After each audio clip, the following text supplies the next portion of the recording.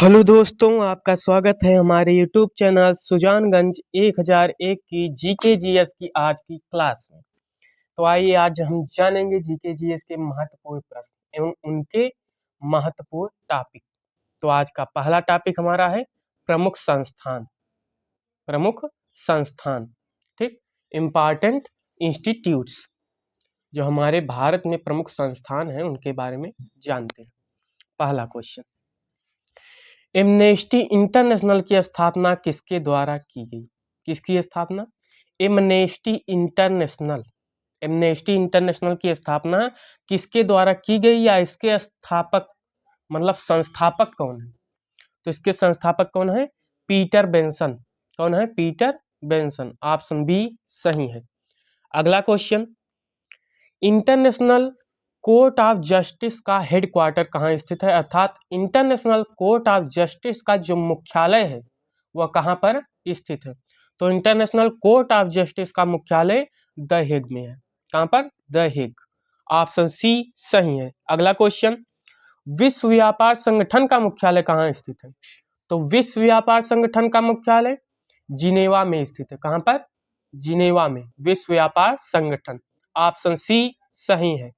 अगला क्वेश्चन, संयुक्त राष्ट्र संगठन का मुख्यालय कहाँ स्थित है? संयुक्त राष्ट्र संगठन, तो संयुक्त राष्ट्र संगठन का मुख्यालय जो है वह कहाँ पर पड़ता है? न्यूयॉर्क में। कहाँ? न्यूयॉर्क। ऑप्शन बी सही है। अगला क्वेश्चन, विश्व आर्थिक मंच का मुख्यालय किस शहर में स्थित है? तो विश्व आर्थिक मंच, इसका मुख्यालय अर्थात हेडक्वार्टर जो है वह जिनेवा में पड़ता है। किसका? विश्व आर्थिक मंच का मुख्यालय जिनेवा में। ऑप्शन सी सही है। अगला क्वेश्चन, भाभा परमाणु अनुसंधान केंद्र का पूरा नाम क्या था? तो भाभा परमाणु अनुसंधान केंद्र का पूरा नाम परमाणु ऊर्जा प्रतिष्ठान ट्रोम्बे। परमाणु ऊर्जा प्रतिष्ठान ट्रोम्बे, ये भाभा परमाणु अनुसंधान केंद्र का पूरा नाम था। ठीक, ऑप्शन सी सही है। अगला क्वेश्चन, भारत के सर्वोच्च न्यायालय का उद्घाटन कब किया गया था? तो भारत के सुप्रीम कोर्ट का उद्घाटन अर्थात सुप्रीम कोर्ट की स्थापना कब हुई थी? तो भारत के सर्वोच्च न्यायालय का उद्घाटन वर्ष 1950 ईस्वी में किया गया था। ऑप्शन डी सही है। अगला क्वेश्चन, यूनिसेफ का मुख्यालय कहाँ स्थित है? यूनिसेफ, तो यूनिसेफ इसका मुख्यालय न्यूयॉर्क में पड़ता है। कहाँ पर? न्यूयॉर्क में। ऑप्शन बी सही है। अगला क्वेश्चन, यूनेस्को का मुख्यालय कहाँ है? संयुक्त राष्ट्र संगठन, तो यूनेस्को का मुख्यालय यह पेरिस में पड़ता है। कहाँ पर? पेरिस में यूनेस्को का मुख्यालय हेडक्वार्टर। ऑप्शन बी सही है। अगला क्वेश्चन, भारतीय भाषा संस्थान कहाँ स्थित है? भारतीय भाषा संस्थान का जो हेडक्वार्टर है या मुख्यालय है या भारतीय भाषा संस्थान कहाँ स्थित है या किस शहर में स्थित है? तो भारतीय भाषा संस्थान यह मैसूर में स्थित है। कहाँ पर? मैसूर में। ऑप्शन सी सही है। अगला क्वेश्चन, कथक नृत्य का राष्ट्रीय संस्थान भारत के किस हिस्से में स्थित है? तो कथक नृत्य यह उत्तर भारत से प्रमुख रूप से संबंधित है। तो राष्ट्रीय संस्थान इसका जो है वह नई दिल्ली में पड़ता है। कहाँ पर? नई दिल्ली में। ऑप्शन ए सही है। अगला क्वेश्चन, इंटरपोल का मुख्यालय कहाँ पर स्थित है? तो इंटरपोल जो है इसका मुख्यालय कहाँ पर पड़ता है? फ्रांस में। कहाँ पर? फ्रांस में इंटरपोल का मुख्यालय। ऑप्शन बी सही है। अगला क्वेश्चन, भारतीय मृदा विज्ञान संस्थान का केंद्र कहाँ पर स्थित है? तो भारतीय मृदा विज्ञान जो संस्थान है इसका केंद्र कहाँ पर स्थित है? भोपाल में, मध्य प्रदेश के भोपाल शहर में। ठीक, ऑप्शन ए सही है। अगला क्वेश्चन, विश्व बौद्धिक संपदा संगठन वीपो, जिसे हम शॉर्ट में कहते हैं विश्व बौद्धिक संपदा संगठन, वीपो का मुख्यालय कहाँ पर स्थित है? तो वीपो का मुख्यालय यह जिनेवा में पड़ता है। कहाँ पर? जिनेवा में। ऑप्शन बी सही है। अगला क्वेश्चन, अंतरराष्ट्रीय मुद्रा कोष आईएमओ का मुख्यालय कहाँ स्थित है?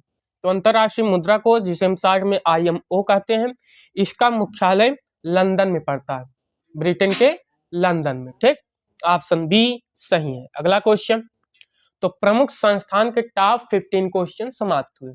अगला टॉपिक क्या है? महत्वपूर्ण किताबें एवं उनके लेखक। Important books. आइए उनके बारे में जानते हैं। द लिविंग माउंटेन नामक किताब किसके द्वारा लिखी है? कौन सी किताब? The living mountain. यह किताब किसके द्वारा लिखी गई है या इसके लेखक कौन है? तो द लिविंग माउंटेन के लेखक अमिताभ घोष हैं। कौन? अमिताभ घोष। ऑप्शन बी सही है। अगला question, your best day is today. Your best day is today नामक किताब किसके द्वारा लिखी गई? तो your best day is today नामक किताब अनुपम खेर द्वारा लिखी गई है। इसके लेखक अनुपम खेर हैं। ठीक, ऑप्शन ए सही है। अगला क्वेश्चन, मेघदूत की रचना। तो मेघदूत यह कालिदास जी की बहुत ही प्रसिद्ध रचना है। इसके लेखक कौन है? कालिदास। ठीक, ऑप्शन ए सही है। अगला क्वेश्चन, हर्षवर्धन की जीवनी हर्षचरित के लेखक कौन है या किसके द्वारा यह हर्षचरित नामक किताब लिखी गई?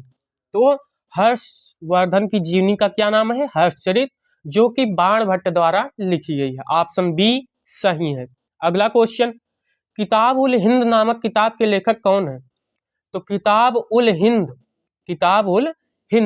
नामक किताब के लेखक कौन है? अलबरूनी। कौन किताब के? किताब उल हिंद नामक किताब के लेखक अलबरूनी। ऑप्शन ए सही है। अगला क्वेश्चन, अनफिनिश्ड ए मेमायर। क्या? अनफिनिश्ड ए मेमायर नामक किताब के लेखक कौन है या यह किताब किसके द्वारा लिखी गई? तो अनफिनिश्ड ए मेमायर नामक किताब के लेखक प्रियंका चोपड़ा है। कौन? प्रियंका चोपड़ा। ऑप्शन सी सही है। अगला question, it's a wonderful life. It's a wonderful life नामक किताब के लेखक कौन है? तो इट्स ए वंडरफुल लाइफ नामक किताब के लेखक रस्किन बॉन्ड है। किसके द्वारा लिखी गई है? रस्किन बॉन्ड द्वारा। ऑप्शन ए सही है। अगला क्वेश्चन, निम्न में से कौन सी किताब मुंशी प्रेमचंद द्वारा नहीं लिखी गई है? तो मुंशी प्रेमचंद द्वारा गबन, गोदान, निर्मला, कर्मभूमि, सेवा सदन, पूस की रात, नमक का दरोगा, ये सब उनकी प्रसिद्ध कृतियां हैं। ठीक, प्रसिद्ध कृतियां हैं जिनमें गबन, गोदान ये क्या है? प्रसिद्ध उपन्यास है। गाइड उनके द्वारा लिखी गई पुस्तक नहीं है। ठीक, ऑप्शन सी सही है। अगला क्वेश्चन, सत्यार्थ प्रकाश नामक किताब किसके द्वारा लिखी गई? तो सत्यार्थ प्रकाश किताब के लेखक कौन है? दयानंद सरस्वती। सत्यार्थ प्रकाश के लेखक कौन है? दयानंद सरस्वती। ऑप्शन ए सही है। अगला क्वेश्चन, ट्रेन टू पाकिस्तान के लेखक कौन है? किसके लेखक? Train to Pakistan. तो ट्रेन टू पाकिस्तान के लेखक खुशवंत सिंह है। कौन? खुशवंत सिंह। ऑप्शन ए सही है। अगला क्वेश्चन, मालगुडी डेज के लेखक कौन है? किसके? मालगुडी डेज। तो मालगुडी डेज के लेखक आर के नारायण है। ऑप्शन ए सही है। अगला question, the ministry of utmost happiness नामक किताब के लेखक कौन है? तो the ministry of utmost happiness नामक किताब के लेखक अरुंधति राय हैं। कौन? अरुंधति राय। ऑप्शन ए सही है। अगला क्वेश्चन, मानसरोवर नामक किताब के लेखक? तो मानसरोवर नामक किताब के लेखक मुंशी प्रेमचंद है। यह इनकी बहुत ही प्रसिद्ध कृति है। ऑप्शन ए सही है। अगला question, the immortals of Meluha नामक पुस्तक किसके द्वारा लिखी गई? तो द इमोर्टल्स ऑफ मेलुहा नामक पुस्तक लिखी गई है अमीश त्रिपाठी द्वारा। किसके द्वारा? अमीश त्रिपाठी। ऑप्शन ए सही है। अगला क्वेश्चन, देवदास नामक उपन्यास किसके द्वारा लिखा गया है? तो देवदास नामक उपन्यास के लेखक शरत चंद्र चट्टोपाध्याय हैं। कौन? देवदास उपन्यास के शरत चंद्र चट्टोपाध्याय। ठीक, ऑप्शन ए सही है। तो महत्वपूर्ण किताबों के टॉप 15 क्वेश्चन समाप्त हुए। अगला टॉपिक है 18वीं लोकसभा। इस बार जो चुनाव हुए और इस बार जो लोकसभा स्थापित की गई है वो कौन सी है? 18वीं लोकसभा, जिसके अध्यक्ष वर्तमान में कौन है? ओम बिरला, जो कि 17वीं लोकसभा के अध्यक्ष भी थे। ठीक, आइए उसके बारे में जानते हैं। वर्ष 2024 में कौन सी लोकसभा के लिए चुनाव आयोजित करवाए गए? तो वर्ष 2024 में 18वीं लोकसभा के लिए चुनाव आयोजित करवाए गए थे। ठीक, ऑप्शन सी सही है। अगला क्वेश्चन, 18वीं लोकसभा चुनाव के लिए निर्वाचन आयोग की टैगलाइन क्या है? तो 18वीं लोकसभा चुनाव के लिए निर्वाचन आयोग की टैगलाइन चुनाव का पर्व देश का गर्व। क्या? चुनाव का पर्व देश का गर्व, ये टैगलाइन थी 18वीं लोकसभा चुनाव के लिए निर्वाचन आयोग की। ऑप्शन ए सही है। अगला क्वेश्चन, 18वीं लोकसभा चुनाव के लिए चुनाव आयोग का राष्ट्रीय आइकन कौन रहा? तो 18वीं लोकसभा चुनाव के लिए चुनाव आयोग का जो राष्ट्रीय आइकन था वो सचिन तेंदुलकर को बनाया गया था। ठीक, ऑप्शन डी सही है। अगला क्वेश्चन, 18वीं लोकसभा चुनाव का कितनी सीटों के लिए मतदान करवाया गया? तो 18वीं लोकसभा का चुनाव कुल मिलाकर 543 सीटों के लिए इसका मतदान करवाया गया। ऑप्शन डी सही है। अगला क्वेश्चन, लोकसभा चुनाव 2024 का परिणाम कब घोषित किया गया? तो लोकसभा चुनाव का 2024 का जो परिणाम वह 4 जून को घोषित किया गया। वहीं पर अंतिम फेज की जो वोटिंग हुई थी वो 1 जून को हुई थी और 4 जून को परिणाम आया था, 4 जून 2024 को। ठीक, 18वीं लोकसभा 2024 का चुनाव। ठीक, ऑप्शन सी सही है। अगला क्वेश्चन, 18वीं लोकसभा चुनाव का आयोजन कितने चरणों में करवाया गया, अर्थात इसे कितने पार्ट में करवाया गया? तो 18वीं लोकसभा चुनाव का जो आयोजन हुआ था वो कुल मिलाकर 7 चरणों में करवाया गया था। ऑप्शन सी सही है। अगला क्वेश्चन, 18वीं लोकसभा चुनाव में पहले फेज की वोटिंग कब हुई थी, अर्थात पहला पार्ट जो पहले फेज की वोटिंग कब शुरू की गई थी? ठीक, तो 18वीं लोकसभा चुनाव में पहले फेज की जो वोटिंग हुई थी वो 19 अप्रैल को कराई गई थी। कब? 19 अप्रैल 2024 को। ऑप्शन ए सही है। अगला क्वेश्चन, 18वीं लोकसभा चुनाव के लिए आखिरी फेज की वोटिंग, तो 18वीं लोकसभा चुनाव के लिए जो आखिरी फेज की वोटिंग थी वो 1 जून को करवाई गई थी और परिणाम आया था 4 जून को। ऑप्शन डी सही है। अगला क्वेश्चन, लोकसभा चुनाव 2024 में लगभग कितने रजिस्टर्ड मतदाता हैं? तो लोकसभा 2024 में लगभग 96.8 करोड़ रजिस्टर्ड मतदाता थे। ठीक, ऑप्शन बी सही है। अगला क्वेश्चन, 18वीं लोकसभा चुनाव में कितने पुरुष मतदाता हैं? तो 18वीं लोकसभा चुनाव में कुल 49.7 करोड़ पुरुष मतदाता थे। कितने? 49.7 करोड़ पुरुष मतदाता। ऑप्शन डी सही है। अगला क्वेश्चन, वहीं 18वीं लोकसभा चुनाव में कुल कितनी महिला मतदाता थी? तो 18वीं लोकसभा चुनाव में कुल महिला मतदाता 47.1 करोड़। कितनी? 47.1 करोड़।